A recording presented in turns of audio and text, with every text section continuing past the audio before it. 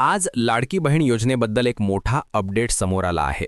नवीन G.R.. जाहीर झाल्यानंतर अनेक महत्त्वाचे बदल लागू करण्यात आले आहेत आणि आता काही कागदपत्रे जमा करणे अनिवार्य करण्यात आले आहे। जे लाभार्थी हे कागदपत्रे सादर करणार नाहीत त्यांचा लाभ तात्काळ बंद होऊ शकतो। सरकारने यावेळी तपासणी अत्यंत काटेकोरपणे केल्यामुळे अनेक नियम आणि प्रक्रियेत मोठे बदल करण्यात आले आहेत।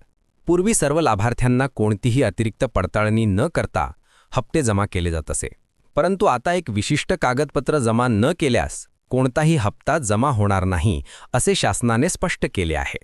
या व्यतिरिक्त 4 नवीन नियम लागू करण्यात आले आहेत आणि या नियमांमध्ये जो कोणी पात्र ठरेल त्यांनाच पुढील हप्ते प्राप्त होतील। मंत्रिमंडळाच्या अलीकडील बैठकीत केवायसीची आकडेवारी तपासली गेली असता असे लक्षात आले की अनेक महिलांनी केवायसी पूर्ण केलेली नाही। ज्यांनी केवायसी केली आहे त्या अनेकांनी केवायसीमध्ये गंभीर चुका केल्या आहेत। अशा सर्व महिलांचे हप्ते थांबवण्याचा निर्णय सरकारकडून घेण्यात आला आहे। तसेच ज्यांची केवायसी बाकी आहे त्यांच्यासाठीही एक तातडीची सूचना देण्यात आली आहे। केवायसी आणि आवश्यक कागदपत्राची पूर्तता न करणाऱ्या सर्व महिलांचे हप्ते बंद होतील आणि पूर्वी दिलेले लाभही रोखले जाऊ शकतात।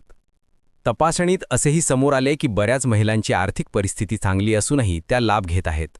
काहींच्या घरात अनेक ठिकाणाहून उत्पन्न मिळते, 4 चाकी वाहने आहेत आणि सर्व सदस्य नोकरी करत असतानाही ही योजना वापरली जात होती। या सर्व गोष्टी लक्षात घेऊन एक कागदपत्र अनिवार्य करण्यात आले आहे। हे कागदपत्र जमा न केले तर कोणताही भविष्यातील हप्ता जमा केला जाणार नाही। सरकार 2 हप्ते एकत्र देण्याची तयारी करत आहे आणि 24,000 रुपयांचे विशेष अनुदान देण्याचा विचार सुरू आहे। परंतु आवश्यक कागदपत्र जमा न करणाऱ्यांना कोणताही फायदा दिला जाऊ नये असे निर्देश देण्यात आले आहेत। या योजनेत आता कोणते नवीन नियम लागू आहेत, कोणते कागदपत्र जमा करायचे आहे, केवायसीची नवीन प्रक्रिया काय आहे, कोणत्या महिलांचे लाभ थांबू शकतात आणि पडताळणीत कोणत्या चुका सर्वाधिक आढळल्या या सर्व गोष्टी आता सविस्तर जाणून घेऊ। या योजनेसाठी तयार करण्यात आलेले 4 नियम अत्यंत महत्त्वाचे आहेत। या नियमांच्या आधारेच पात्रता ठरणार आहे। पहिला नियम आधार कार्डाशी संबंधित आहे।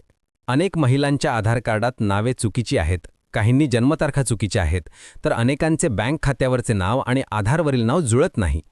अशा सर्व लाभार्थ्यांचे हप्ते थांबवले जाणार आहेत। दुसरा नियम रेशन कार्डाशी संबंधित आहे।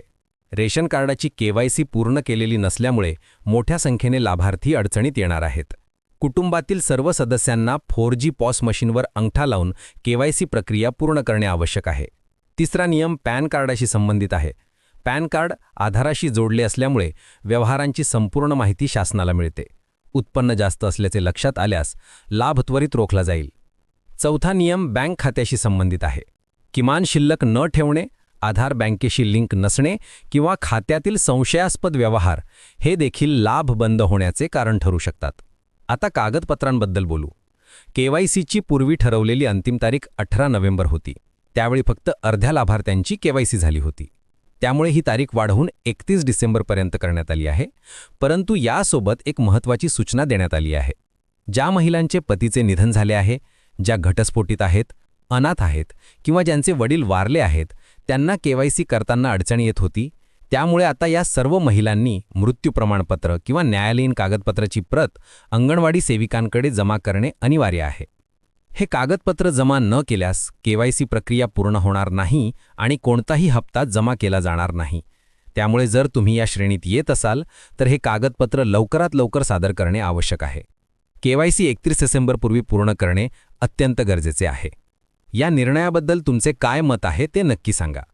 तुम्हाला आत्तापर्यंत किती हप्ते मिळाले आहेत हेही कमेंटमध्ये लिहा। नवीन अपडेट्स मिळत राहावेत म्हणून आवडल्यास पुढील व्हिडिओ जरूर पहा। धन्यवाद।